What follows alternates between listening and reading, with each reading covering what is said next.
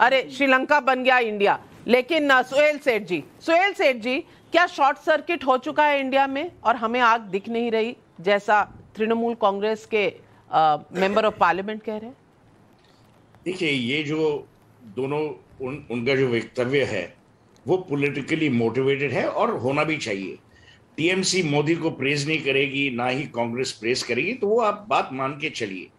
यहाँ 3 लॉजिकल मुद्दे हैं। हमारी क्या आर्थिक स्थिति is in best health? Answer is no. Unemployment ज्यादा बढ़ रही है? Answer is yes. पर सारे देश में, सारी पृथ्वी में यह हाल है।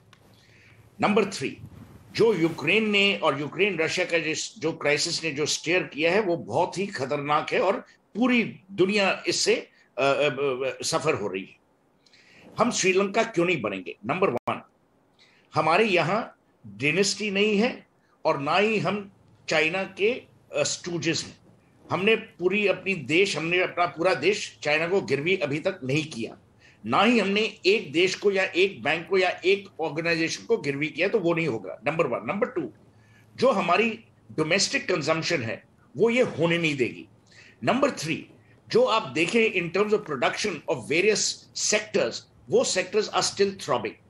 नंबर 4, जैसे शहजाद ने शायद कहा या सुशांत ने कहा होगा कि सारे आंकड़े अगर आप देखें जो बाहर के लोग बोल रहे हैं, टीएमसी और कांग्रेस तो बोलती रहेगी और उनका काम है बोलने का, पर अगर आप वर्ल्ड बैंक को देखें, आईएमएफ को देखें, उन्होंने सब अपने फिगर्स रिवाइज करके कहा है कि India's economy will grow at the fastest pace. अब अगर वो भी गलत है पेट्रोल पंप वालों की तरह, तो उस पर कुछ कहा नहीं जाता। जहां तक कि डायनेस्टी का सवाल है, मैं सिर्फ सुशांत को यही बोल दूंगा बंगाली में, जो बोल आमी जानी অভিষেক ব্যানার্জি মমতাদির নেফিউ আছেন। আমি এটা বলছি না কি ডিনেস্টি, আমি কোনো সময় বলবো না কি ও ডিনেস্টি, বাট আই এম সেইং हमाम में सब नंगे हैं। So rather than focus on dynasty, focus on what dynasties can and cannot do. Well, my final point is Rajpaksas were absolute scoundrels. I've said this before, I'm saying this again.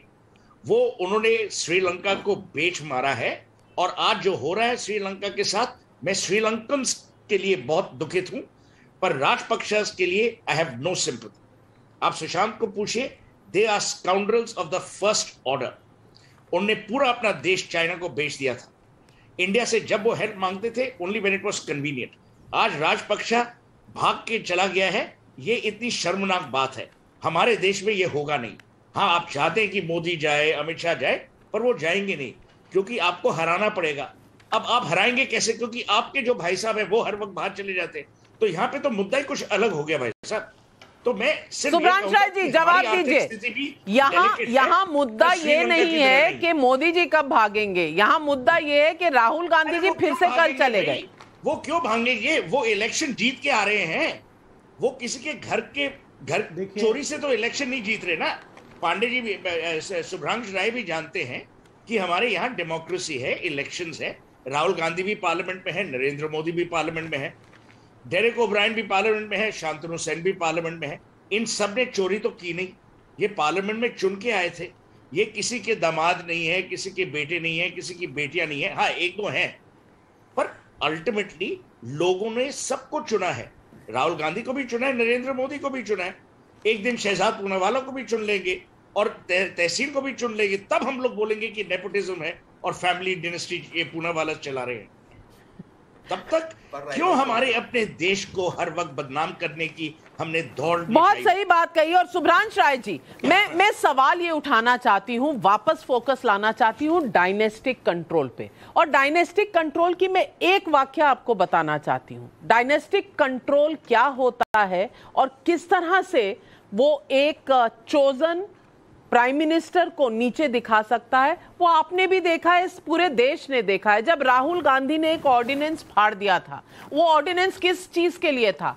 Corruption को रोकने के लिए था कि convicted लोग वापस नेता ना बन सके, वापस पार्लियामेंट में ना आ सके, उसका ऑर्डिनेंस था।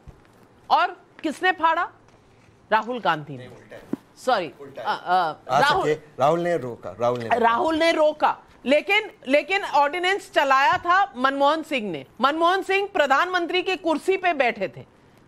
लेकिन राहुल गांधी ने आपस में बात नहीं होती, ये होता उसके बाद मनमोहन सिंह की प्रधानमंत्री होते हुए चूं तक निकली थी।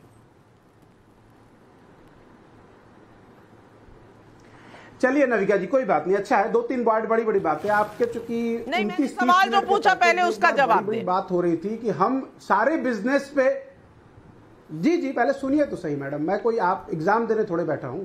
29 मिनट में आपने एक सब्जेक्ट पे कई बार डिस्कस किया, वो टॉपिक था कि एक ही परिवार के पास राजनीति रहे या एक ही परिवार के पास पूरा बिजनेस चला जाता है। तो ये तो लाइव एग्जांपल हिंदुस्तान में है। हिंदुस्तान का पूरा बिजनेस नरेंद्र मोदी जी ने अंबानी और अडानी को दे दिया है। अगर आज जितना बैंक का कर्जा अडानी के ऊपर है, भगवान न करे भविष्य में क्या होगा, बट एक तो सच्चाई है कि पोर्ट से लेकर एयरपोर्ट तक 1% control. Is this good for democracy? Is this good for future? Answer is big no. वही अडानी अंबानी राजस्थान में अगर जमीन पा जाते हैं, बिजनेस पा जाते हैं, तो आपको कोई दिक्कत नहीं होती।